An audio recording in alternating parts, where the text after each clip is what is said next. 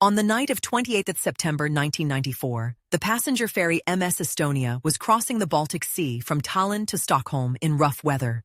Shortly after 1 a.m., people on board began noticing unusual sounds. Within a short time, the ship developed a rapid list. A distress call was sent. The situation worsened in minutes. The vessel capsized and later sank completely.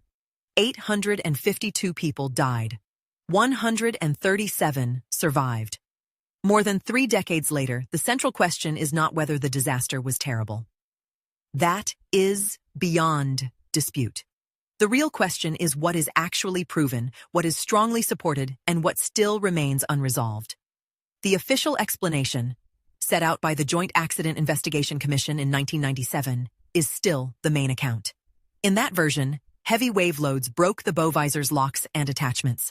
The visor then forced open the forward vehicle ramp. Water poured onto the open car deck, and the free surface effect of that water destroyed the ship's stability. After that, further flooding through other openings contributed to the final sinking. That explanation is not just a theory in the loose sense. It has strong physical support. Investigators found overload fractures at the bow visor attachment points. Later examinations of the recovered ramp also found damage broadly consistent with visor failure and the ramp being forced open afterwards. Technically, this sequence is coherent. It matches known ferry vulnerabilities, and it is physically supported by damage evidence. But there is an important qualification. Even the official investigation acknowledged that flooding on the car deck alone would not fully explain the total sinking if the hull had remained watertight. So the official account was never simply water on the car deck, and that is all.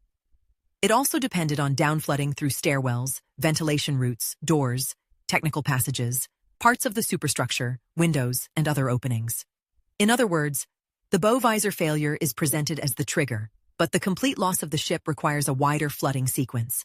And this is where criticism of the original investigation remains fair. The starboard side of the hull was not fully and systematically documented. The flooding paths below the car deck were only partly explained. Some witness statements were shortened or quoted imprecisely, and the wreck site was legally shielded early, which limited later access and deepened suspicion. None of that automatically disproves the official explanation. But it does mean confidence in the details should be careful rather than absolute. Witness testimony is one of the most contested areas. Survivors described bangs, scraping, hydraulic-like sounds, metallic crashing, and repeated impacts before the severe list. Later, Margus Kerm's commission argued that these statements were less contradictory than they had often been presented. That matters. Because for years, some people treated the testimony as too confused to be useful at all. Still, testimony from a disaster at sea has built-in limits. People are under extreme stress. Time sense collapses. Sounds travel strangely through a ship. Different witnesses hear the same event differently, and different events can produce similar noises. So the testimony does show that unusual mechanical events were happening before the severe list. But it does not prove a collision. And it does not prove some purely alternative cause either. Those sounds can also fit a bow visor failure sequence. Another idea that often appears in public debate is the stern ramp claim. This is frequently mixed up with the official story about the forward ramp, but they are not the same thing. Some simulations looked at whether a stern ramp that briefly opened might first let water drain and then later admit more as the list increased. That may sound dramatic, but the evidential basis is weak. Later dives found the stern ramps closed. No survivor directly testified that the stern ramp was open. The claim is mainly inferred from indirect clues, especially one prolonged hydraulic-like sound reported by some witnesses. As a main cause of the disaster, that explanation is very unlikely and weakly supported. A more serious criticism concerns flooding below the car deck. Engine room crew reported water near the forward ramp area, and some said the ramp initially appeared closed while water was already pressing past its sides. That challenges oversimplified depictions of the disaster. It suggests the real flooding development may have been messier and more complex than simple diagrams imply. But early flooding lower down does not by itself prove a hull breach. It shows the need for better reconstruction, not a proven alternative mechanism. This leads to the issue of modeling. Newer modeling has suggested that down-flooding without an original underwater breach is possible. That supports the broad official concept. But these models depend on assumptions, and assumptions matter. So a balanced view is this. It is possible to model the sinking without requiring an initial underwater hole. Yet criticism remains justified, because the original investigation did not fully document either the flooding path below the car deck or the starboard hull zone. Then there is the politically explosive question of military cargo. One part of that story is established. In 2004, Anders Björk's government-appointed investigator, Johan Hirschfeldt, reviewed the issue and found that Swedish armed forces had used Estonia to transport military electronics on 14 and 20 September 1994, under a special customs arrangement. According to that review, these were not explosives and not a complete weapon system. So, earlier secret military transports were real. That is proven. What about the final voyage, the one on which the ship sank? Here, the answer is more limited. Hirschfeldt found no information confirming state-organized military transport on that specific voyage. But he also did not prove that none existed. Some records were missing or classified, and he later said he could not categorically exclude it. So the honest label is uncertain.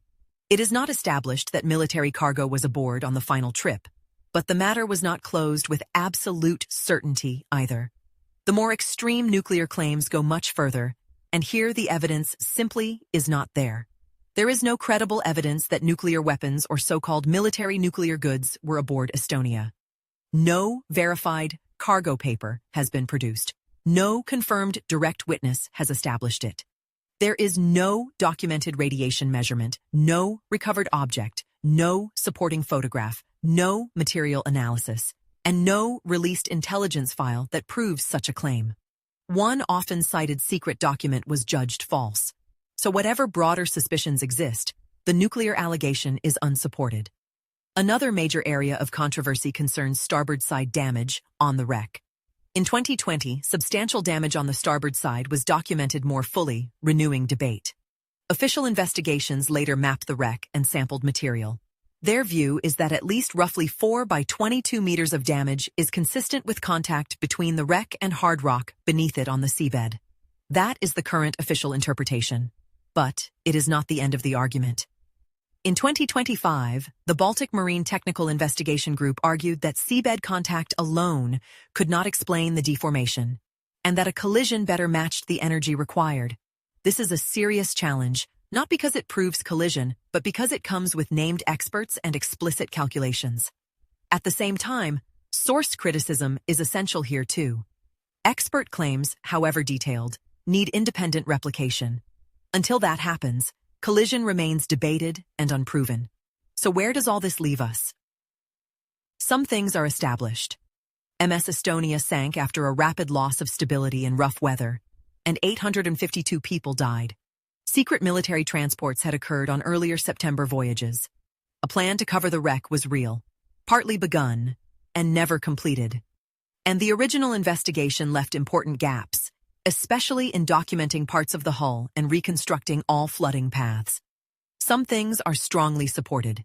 The best supported trigger for the disaster remains the failure of the bow visor and the opening of the forward ramp. That explanation is technically coherent and backed by physical damage evidence. And some things are still not established. A collision has not been proven. Military cargo on the final voyage has not been proven. Nuclear material has not been proven. Nuclear weapons have not been proven. That balance matters. If we ignore the weaknesses of the original investigation, we overstate certainty. But if we leap from those weaknesses straight to dramatic alternatives, we overstate suspicion. The most careful conclusion is also the least sensational. The official bow visor and ramp failure account remains the strongest explanation, even though significant investigative gaps and later controversy mean some questions are still unresolved. If you want more evidence-based documentaries like this, subscribe, enable notifications, and suggest the next topic in the comments.